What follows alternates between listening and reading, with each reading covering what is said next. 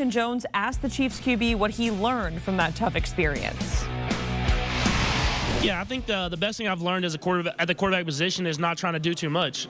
Just whenever stuff's not going your way, like the last game, the Bengals game, where I had that dumb fumble in the fourth quarter, just not letting those mistakes compound each other and just getting back to the game plan and whatever I can do to have a positive play and trusting in my teammates. That's something that I've learned over these last few years is that you can't do it all by yourself. It takes your teammates and the team around you. Elsewhere, the San Francisco 49ers are hiring Steve Wilks as their new defensive coordinator. That's the latest from our NFL insider, Jonathan Jones. Wilks ran the defense in Carolina this past season and went 6-6 as interim head coach when Matt Rule was fired back in October. He'll take over the defense in San Francisco for D'Amico Ryans, who is now the head coach of the Houston Texans. And it could be a historic night in the NBA with LeBron James needing just 36 points to pass Kareem Abdul-Jabbar for first place on the all-time scoring list. The Lakers are home against the Thunder tonight. They'll tip off at 10 p.m. Eastern.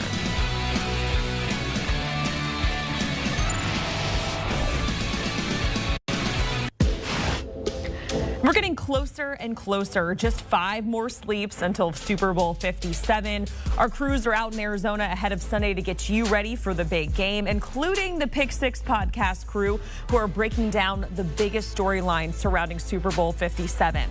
Let's send it out to Will Brinson, Ryan Wilson, John Breech, and Tyler Sullivan.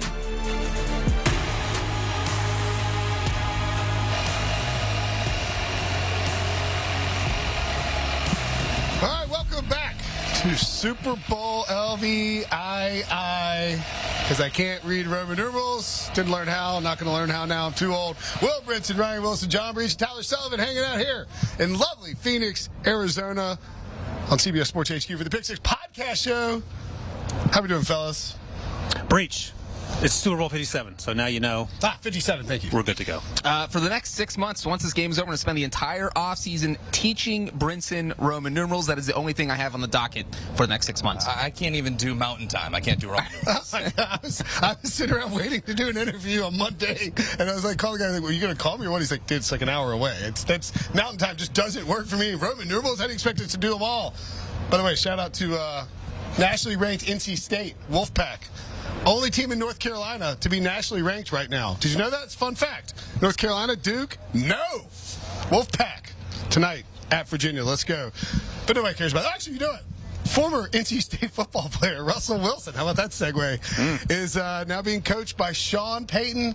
I don't know if they'll be on Hard Knocks, but it's going to be a hard knock life for Russell Wilson. Sean Payton delivering Wilson some, not some ultimatums, just some, like I think the phrase you keep hearing is the new sheriff in town, because Sean Payton was asked, like, what do you think about Russell Wilson having his own personal quarterbacks coach hanging around the facility? He's like, I don't know about all that. I'm unfamiliar with that, but we're going to have our guys and we're going to have our players in the building, and that's how it's going to roll. Do you think this is a good start for Sean Payton and Russell Wilson, right? It's a good start for Sean Payton, for sure. And part of me wonders, Breech and Sully, if Sean Payton saw when Bill Belichick refused to let Tom Brady bring in his personal coach into the building, and then Tom Brady left. And that was obviously bad for Bill Belichick. Maybe Sean Payton's playing the long game with Russ Wilson. He'll get out of that enormous contract, and they can get forward with the business of finding their quarterback. But I think whether, they obviously got to work with Russ. I'm sort of joking there.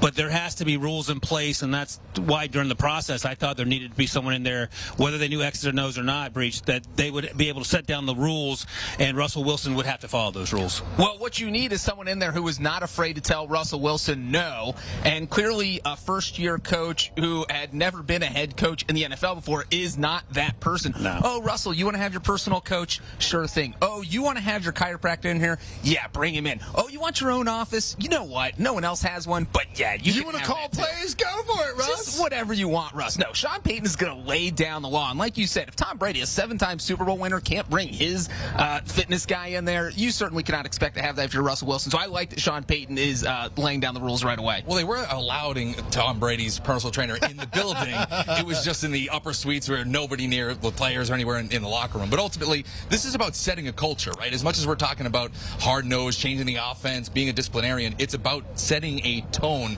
that's totally different from what we saw a year ago in Denver, because what we saw with Nathaniel Hackett, I mean, they were bringing in different head coaches or different coaching assistants midway through to help him make decisions. And so now that you're actually laying down the law, setting things up for Russell Wilson, that's going to help them obviously change the offense as they move forward as well. Yeah, and look, I mean, like, you talk about the offense and what happened last year. There were like the first 5 games, there were like 3 or 4 like false start penalties or delay of game penalties. And what was happening, mostly delay of games. What was happening was, as I understand it, Nathaniel Hackett was calling several plays, essentially giving Russell Wilson multiple options from which to choose. And so once he gets those 3 plays called into Russell, then you would have, Russell then goes and like has to decide. And so by the time he's like getting the play into the teammates and calling the play, and they're getting the line of scrimmage, there's no time left to go, and they get the delay of games or the false starts, and all these mistakes are being made. I mean, it's just not how a proper operation is run. Sean Payton knows how to run an offense. That's why everyone has kind of buying back in a little bit to the Denver Broncos. On the other side of the ball, for another team on another conference, that's a terrible segue, the Minnesota Vikings, after firing Ed Donatel for a disastrous playoff performance, and of course, regular season, we saw the Colts light them up. Giants torch him in the playoffs. The Minnesota Vikings defense was a train wreck. They have gone out and hired a big name and a guy who's been fairly controversial in terms of his firing in Miami and then suing the league, Brian Flores. Ryan, now with the Minnesota Vikings, your thoughts on that hire? I think it's a great hire. And I don't even know if it was controversial after the first few weeks of what happened, because that was probably 53 weeks ago, because I was at the Senior Bowl at the time, and that sort of took away from the Senior Bowl because it's obviously a pretty big event. But then over the summer, Mike Tomlin hired him, and they did it quickly. And Tomlin has since told the story where he went into the Rooney's office and said, I'm thinking about hiring Brian Flores, and all he got back was good. And there's not been a peep since. He's been great with the linebackers, which is the capacity he served in Pittsburgh. He was up for a head coaching job, I think, in Arizona. You mentioned yesterday, Breech. And this is a great get for a Vikings team that I think we can all agree. We like to take shots at Kirk Cousins. Kirk Cousins wasn't the problem last year. It was that god-awful defense that I think the stat was they played 18 games. They won 18 games, or 17 games at least, by 3 points or less. That's only a slight exaggeration. I think it's a great hire. If you fix the defense, you're going to have every chance to compete in that division with Aaron Rodgers up in the air. Yeah, I think if there's one loser here, it's Arizona Cardinals, because Brian Flores is no longer in the running for your head coaching job. But for the Vikings, this does feel like a fantastic hire, because you look at what he's done over the past few years, whether it was running the defense in New England, whether it was his first couple years with the Dolphins, where he was a successful coach and he started to turn that team around before things got bad and they got rid of him. But I feel like the Vikings' job is win-win situation for him, because as you mentioned, Ryan, this defense was so bad last year, I don't think they can be any worse. So what's going to happen is they're going to improve at least a little bit.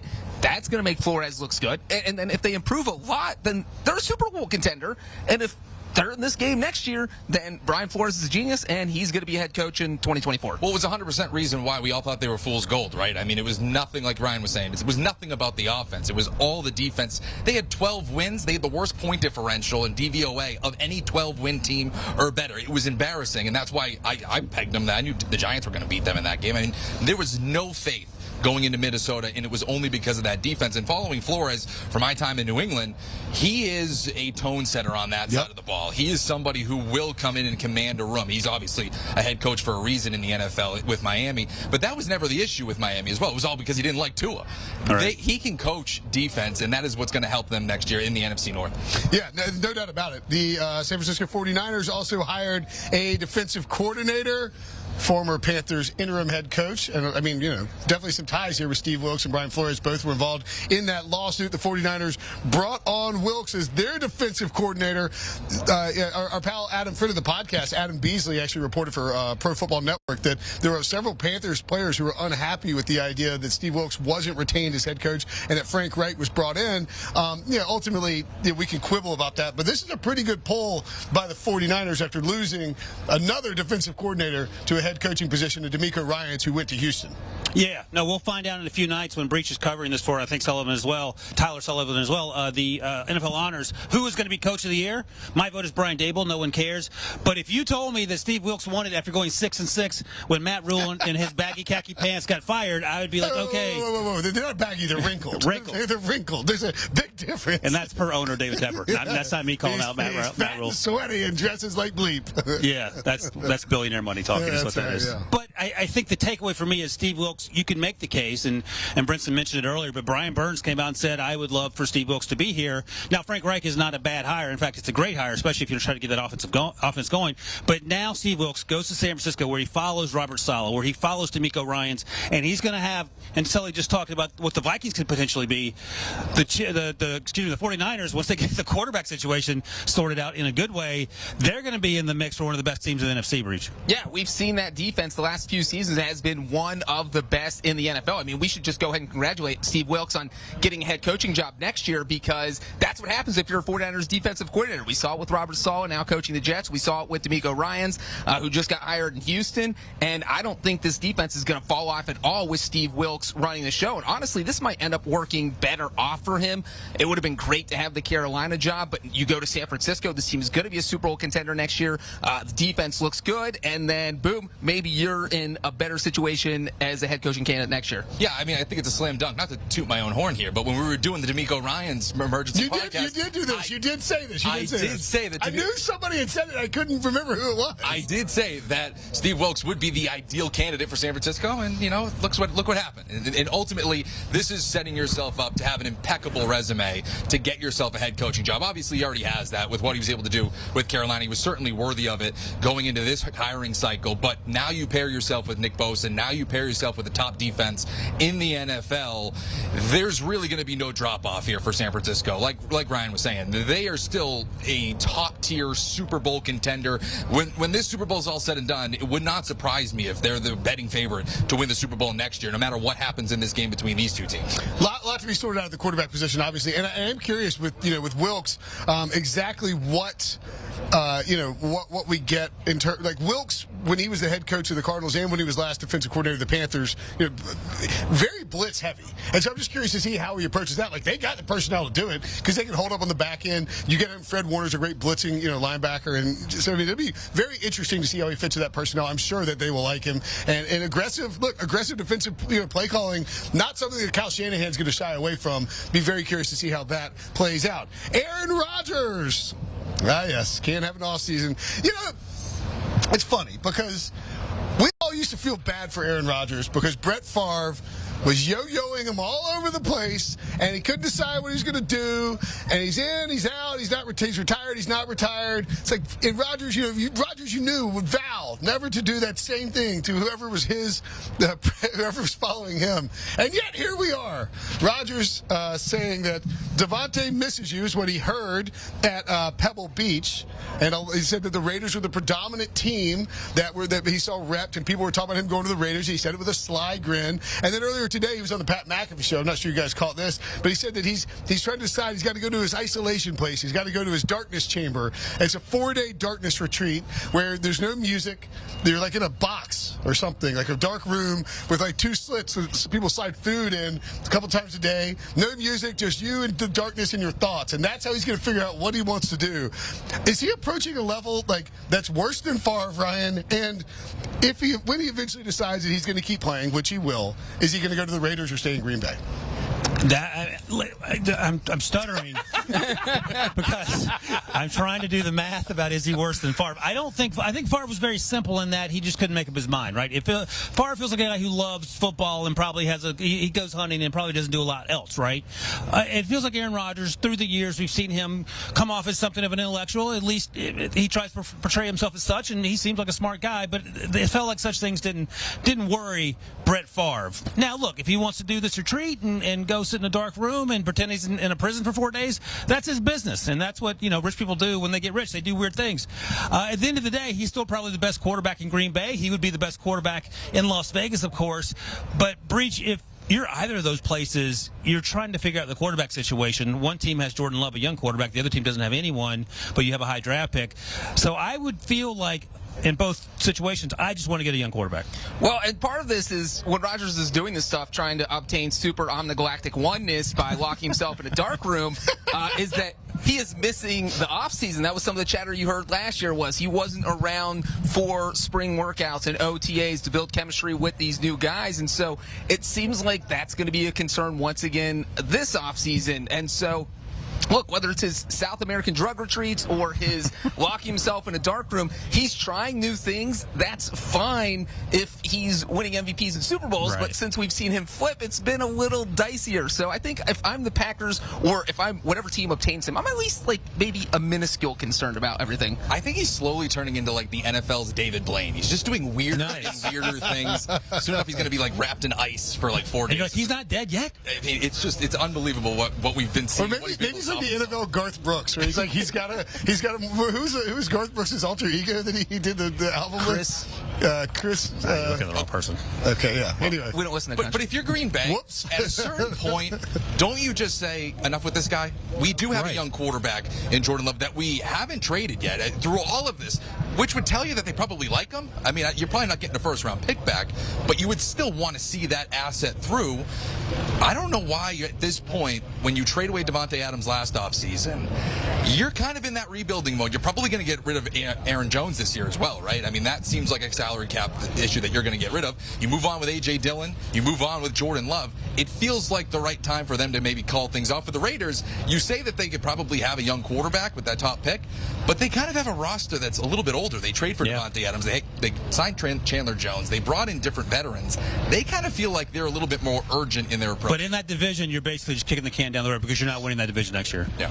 Yeah, I mean, look, I don't know, man. Rodgers, look, I want Rodgers in Las Vegas. I may have even said Oakland earlier. I said Oakland several times this week. I want him in Las Vegas. You think about that combo of like Rodgers, Mahomes, Justin Herbert, and Russell Wilson, like now with Sean Payton. I mean, that might actually deliver on all the promises that we were given this past offseason next year. Okay, I didn't sign off on this topic, but here we are.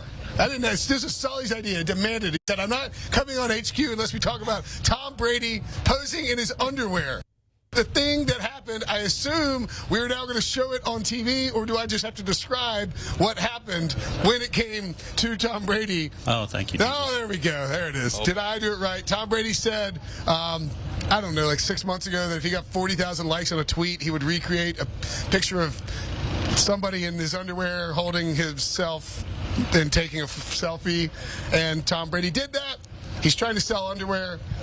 I mean, Sully, Brian, I know that this is your favorite. This is my wheelhouse, it turns out. Yeah. What do you think about Tom Brady here? You know, it's, again, at one point he was from a Northern California kid. He went to school at Michigan, and he was like every one of us when we went to college, except for probably Brinson. No offense. Question it. No, I'm kidding. I know.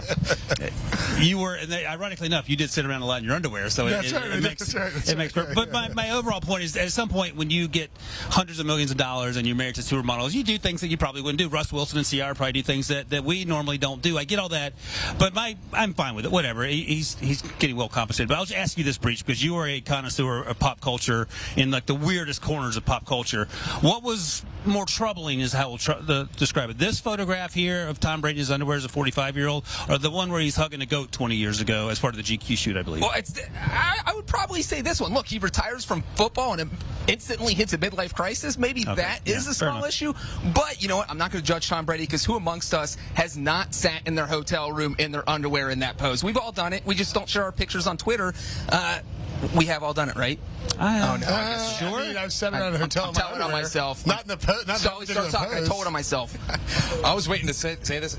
If I do, 40,000 likes? Do I do that now? Can I? You can do that. Yeah. I feel like I need to follow in my quarterback's footsteps. Except your underwear has to be made of a cactus to celebrate just buy the fact all the Brady that brand. we're in at that point. I mean, it's perfect. I've already bought 10 pairs. All right. Whoever put this on the rundown, they just probably got fired. Somebody's like, who put that on the rundown? Yikes. Coming up next, bold predictions on the offensive side for Super Bowl 57. After the break here on the Pick Six Podcast Show on CBS Sports HQ.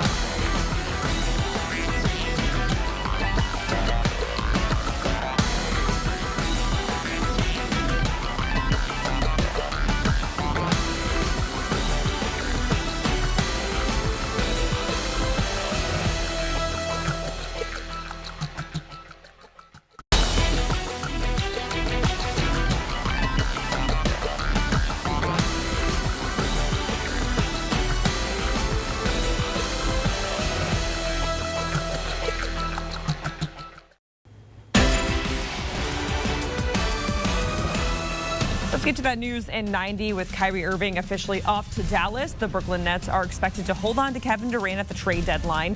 That's been confirmed by our NBA insider Bill Ryder. However, Durant has apparently been having conversations with the Nets leadership over the direction of the franchise. That trade deadline is coming up at 3 p.m. Eastern on Thursday. And the Miami Heat are trading backup center Dwayne Dedmon and a 2028 second-round pick to the Spurs for cash considerations. That's according to multiple reports. Dedmon received a one-game suspension from the team on January 11th for an outburst on the bench after getting subbed out. He has not played since. And over to the NFL, the Tennessee Titans are promoting passing game coordinator Tim Kelly to offensive coordinator. He'll replace Todd Downing, who was among 4 assistants let go at the end of the season. And former Tampa Bay Bucks offensive coordinator Byron Leftwich is a serious candidate for the OC job at Notre Dame. That's the very latest from our partners over at 24/7 Sports. Notre Dame coach Marcus Freeman has been in contact with Leftwich since Tommy Rees left for Alabama. Now the Bucks fired Leftwich last month after 4 seasons in Tampa Bay.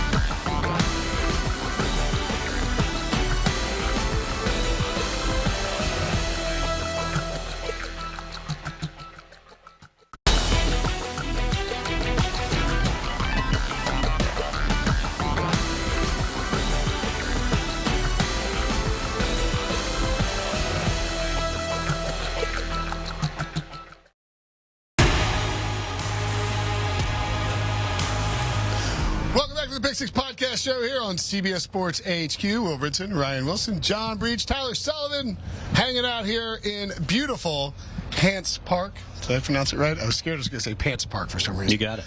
Thank you. Fantastic work by me. Super Bowl 57. Incredible weather, incredible city. Phoenix is starting to get, you can start to feel a little buzz building. You know, Monday's slow. Tuesday starts to creep up. Wednesday and Thursday, you really get popping. And then, of course, the weekend things get rolling ahead of the big game. We got some big, bold predictions for said big game. And Breech, we're going to start with you on the offensive side of things.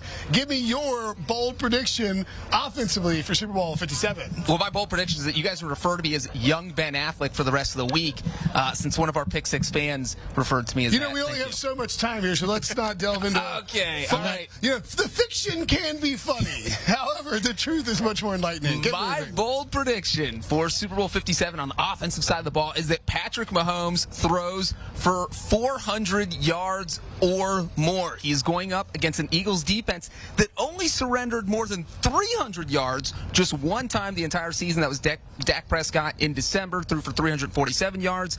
And that was it. That was the only quarterback who threw for more than 300. Also, you don't see 400-yard passers happen too often in the Super Bowl. It's only happened 3 times ever. 2 of them were by Tom Brady, and 1 of them by Kurt Warner. So that's what we're looking at here. And you know what?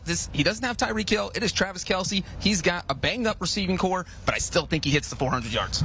That's good. I'm glad you didn't say 300 yards because, as you can see, he has the second most 300-yard passing games in history. Sully, what do you think? What's your bold prediction offensively for the Super Bowl? My bold prediction is that Jalen Hurts is going to shatter the rushing record for a quarterback in the Super Bowl. The record's 64 by Steve McNair in 1994. That's low. It's very low. I'm saying he's not only going to break it, he's going to rush for 100 yards in this game. You ask, okay, has he done that once? He's done that once before this season. He's gone over the record 4 times this season. So for me, Jalen Hurts, he has multiple double-digit carry games. To me, this is one that he's going to absolutely shatter because Kansas City Chiefs give up the 3rd most rushing yards to quarterbacks this season.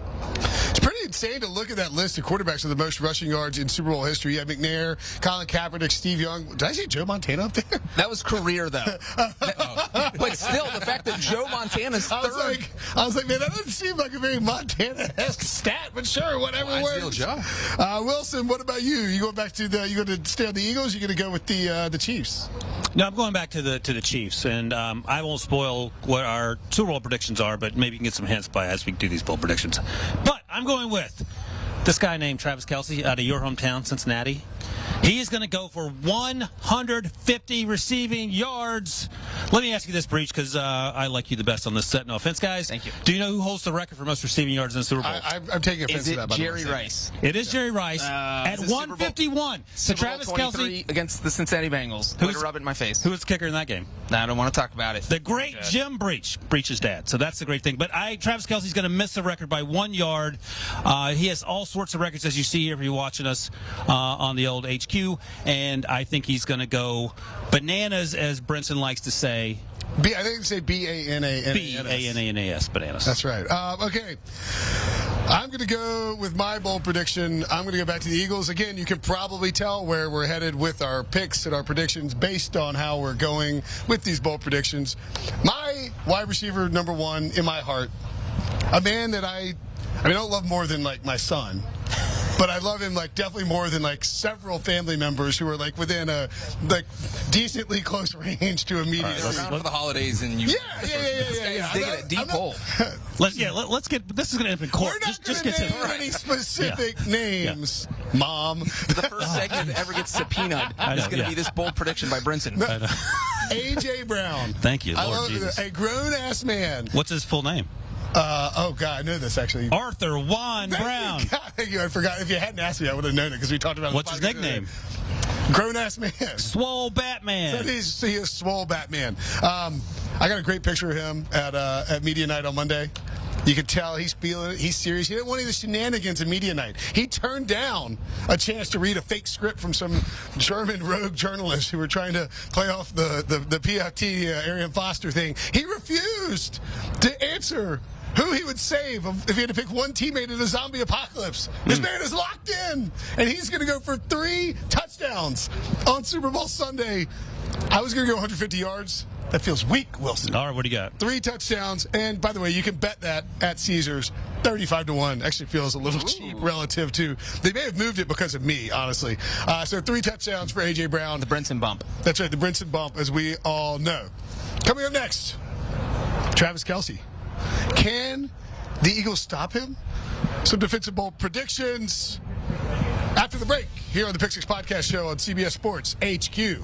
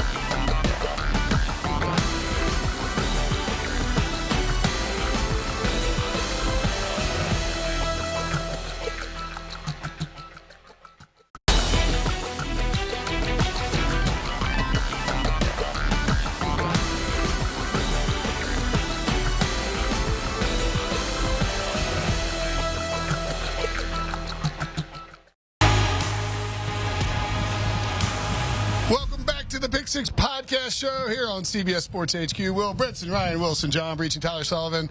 In our haste and our excitement over being live here in Phoenix, Arizona, the enthusiasm we share for each other, we rushed through our offensive bowl predictions and forgot to grade them. So, which is something we've been doing throughout the process. Yes, I wish in college there was a couple times where my professor forgot to give me a grade. Yeah. You know what? Well, I'm not going to tell you stories about my grades in college. It's only a 25-minute show. Exactly. So instead, we'll start with mine. I'll let you guys grade it, and then we'll just move down. All right, remind us quickly. A.J. Brown, 3 touchdowns. Could be rushing, receiving. He could be. He could return a kick. 3 touchdowns in the Super Bowl. I'll give that an A, Breech. Yes. 3 touchdowns in the Super Bowl is unheard of. I will also give it an A. I'll give it an A- because I feel like Will changed it in the midst of the break there. It felt like he was receiving touchdowns, and then all of a sudden it was in. Tough grader. Very good call. Good call, Sully. By the way, I've done this a few times. I can see you changing. I'm glad that I went first to it. I can note that you guys are cowards now that we're in person. It's like that's a B+ at best if we're all on the podcast. Wilson, what was your? Travis Kelce goes for 151, short of the all-time record held by Jerry Rice. Breech. Wait, what all-time record is he going for? Total, just of all-time in a single postseason? Single game. Or career postseason? Well, he has all those things lined up, but the one I want specifically is 150 in the Okay, actual well, the Super single game Super Bowl record, I got confused. You made a prediction. I might have to doubt. Is over 200. I don't have the number right in front of me. It's like 225, I want to say. It's a tough seed. But it is an extremely high number, and so I think you mean he needs 150 to catch Jerry Rice all time. Oh, yeah. Don't worry. Go ahead. So I'm going to have to give your grade a C. Wow. I'm lucky I didn't get an I for you have to take the class over. A C is in confused. By the way, Debo, that's why Debo wanted us to talk about this. All right, go ahead, Sully. Yeah, that's a C, Wilson. Thank you. I'll take the C. I was a terrible C. I'm going to give you a B- because I like you. Thank you. In person, I'm a much nicer grader.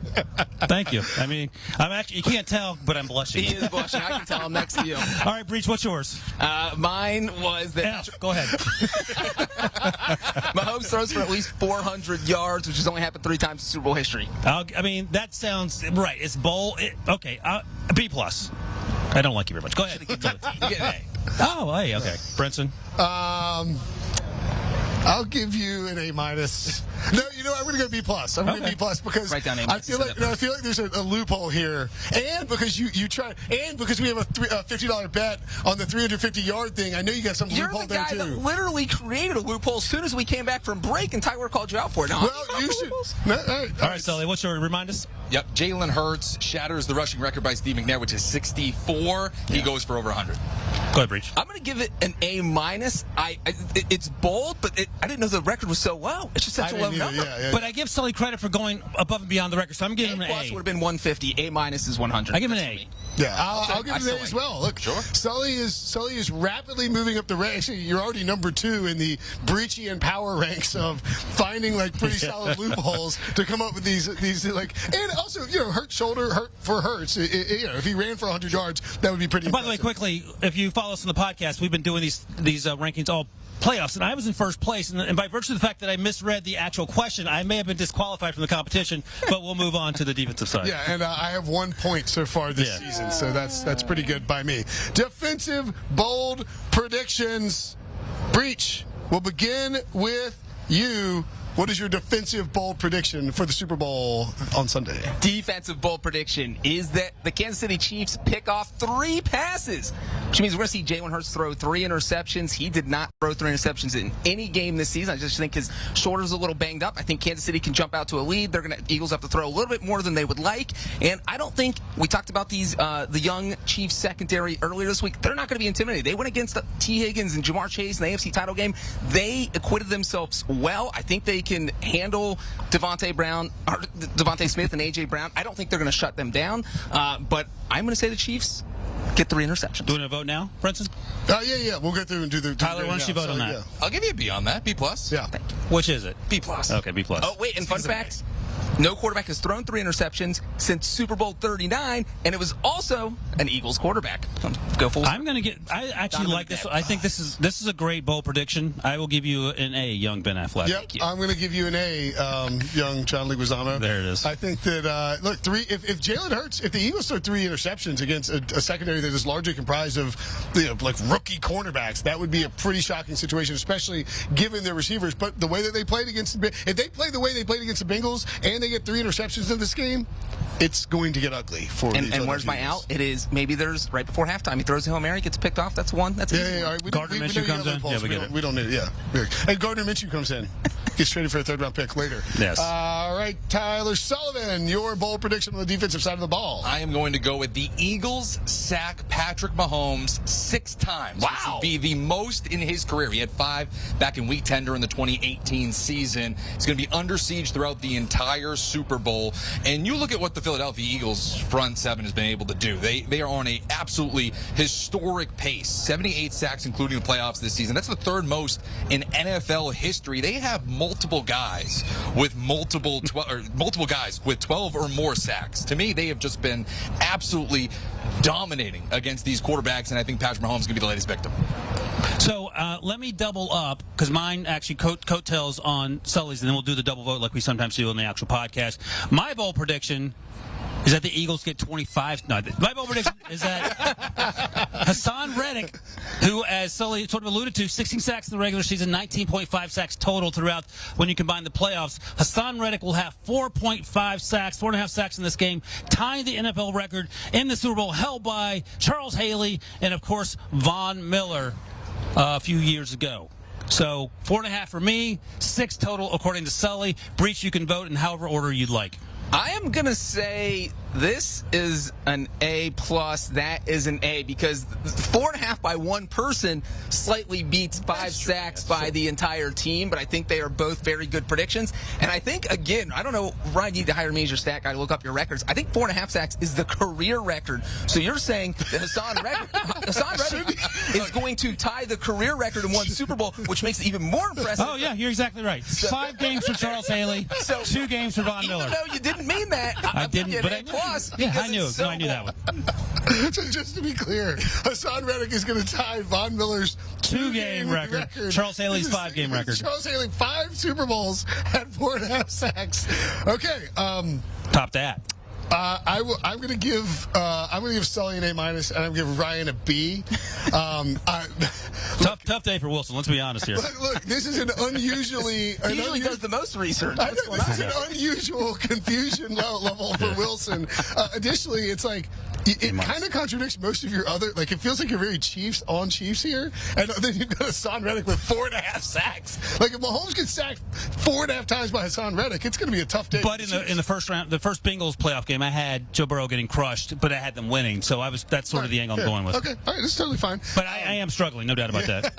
I think Wilson needs to go into the Aaron Rodgers dark chamber for a little bit. I was making fun of that. Joke's on me. Do we need you 4 days? Do we need any? I need a grade here. I'll give you an A- because I feel like mine's an A, and I want to be better than that. Okay, that's right. That's fair. And I'll give Tyler an A. Tyler's was good. Okay, my bold prediction actually sort of ties in with those a little bit.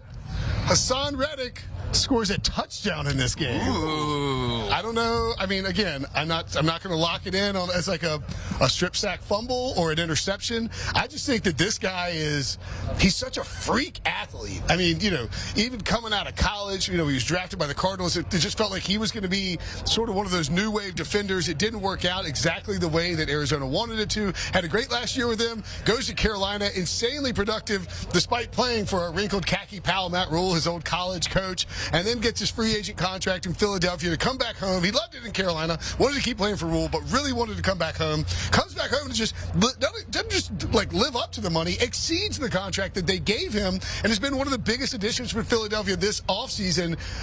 Hassan Reddick, touchdown. And I would at least sprinkle. You're good. No. I'm not suggesting this is part of the bold prediction. Okay. I'm suggesting for those listening or watching out there, maybe just sprinkle a little bit on Hassan Reddick, Super Bowl MVP. Ooh, And that's what 4.5 sacks will get you. There we go. By the way, can I point out quickly that Breech didn't have to say anything on either of my bold predictions. He did not. But yet he chose to call me out. He's like, I do happen to have this in the back of my head. He is. If somebody's listening and they're thinking that is not even close to correct, I'd rather have us be. He is actually Oscar from The Office. Well, actually. Anyway, I'm giving Brinson an A. What do you got? I'm also going. Well, actually, I'm not going to give him an A. I'm going to give him an A- because he laughed at your joke for making fun of me. Okay. I'll give you an A. I mean, There we go. Reddick's been fantastic. This is the best performance of my postseason career in the bold prediction game. This is going to be the 49ers. What was the big comeback game in the playoffs? Oh, the Jaguars Chargers in terms of me leading early in this contest. You're the Chargers up 27-0. Boy, oh boy. I'm Doug Peterson, and I should have stayed in the locker room. Okay. That's it. Is that no? Do we get all the defensive predictions? We have them all. The new format kind of threw me off a little bit. Okay, we have some more bold predictions that we'll give out, and we're going to do them after the break. Some fun, odd, quirky, off-kilter bold predictions that we'll grade coming up next here on the Pick Six Podcast Show on CBS Sports HQ.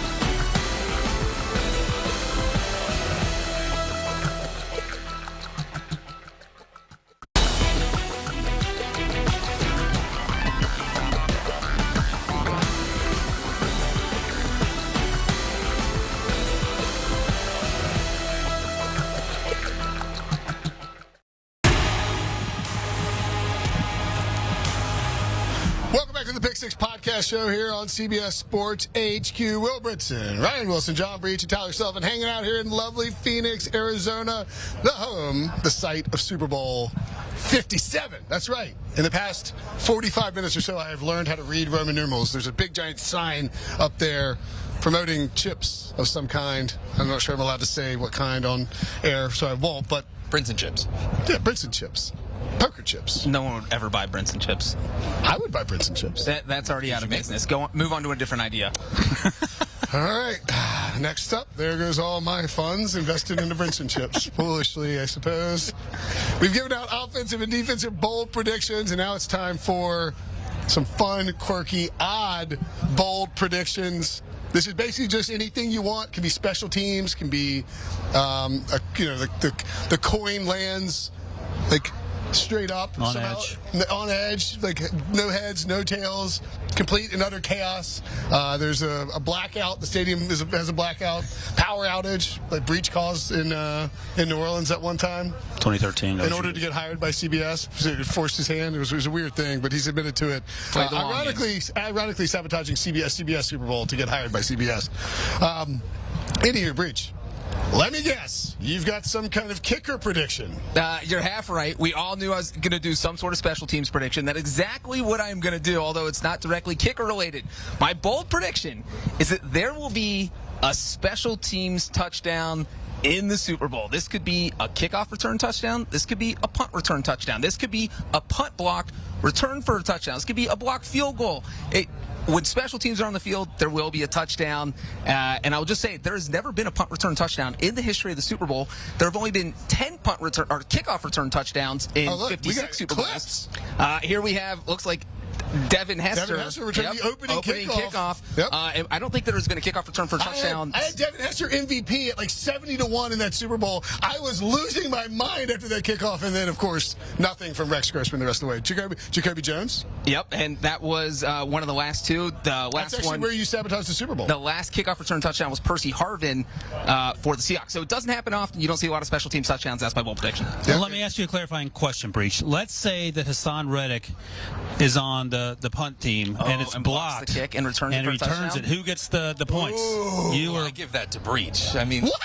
Absolutely. Come on now. The judge has spoken, so I'm taking the judge. That is the game. Right. I get points for that. No, because he looks like Ben Affleck. He just said you got 0 points. No. We're each getting a half point at worst for that. That's not what Sully said. Sully's not the judge. If Hassan Reddick scores a freaking touchdown by blocking a punt and housing it, I will be getting half a point. You and I can't vote because it's our stat. So Wilson asked the question, so it's 1-0. No. We'll find Joe Musa or something. He can be our impartial. Does that mean you're giving my bold prediction A+? I was going to Sully vote on the bold prediction. I'll give it an A. That is good stuff. I'm going to give it a C+.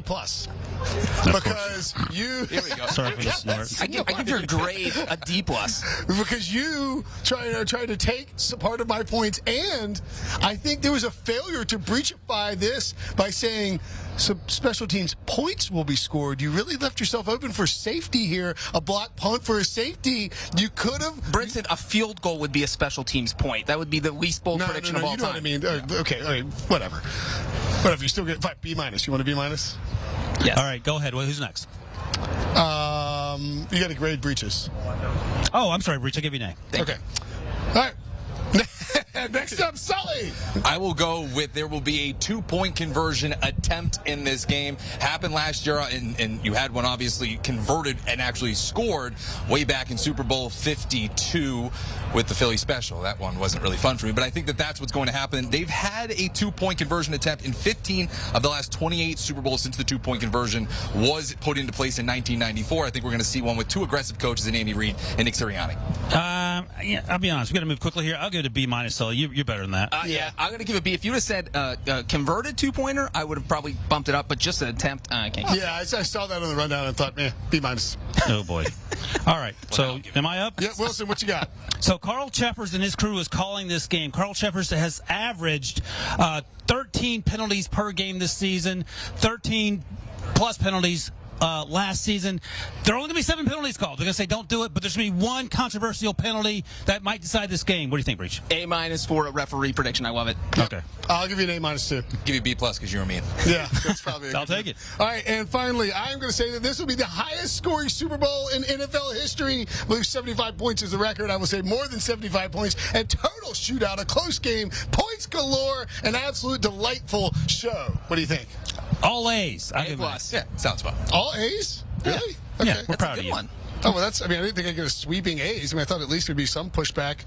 But, you had to make sure that you left me an entire minute on the clock here rather than allowing each person to grade. You didn't predict that Mike Glennon would throw a touchdown past the Super Bowl, so to step up from the first playoff game. That was conceivable considering that who was the quarterback starting for the Conceivable because he was on the roster, but in reality, quarterback. Right. Who was the starter? Skylar Thompson. Skylar Thompson. Oh, come on, man. You tell me Skylar Thompson couldn't have gotten benched or got hurt at some point, and we ended up with Mike Glennon in that game? It's entirely possible. All right. That'll do it for us here on Bold Predictions Day, Bold Predictions Tuesday, as we do every week in the playoffs. Make sure to check out the Pick Six podcast. Hit up this QR code. Watch it now on Apple Podcasts and Spotify, and continue to watch CBS Sports HQ and the devastatingly handsome Chris Hassel live from Phoenix all week long. Watch on Fire TV or wherever you get your HQ. Thanks for watching. For Brinson, Breech, Sully, and Wilson, I'll see you guys later.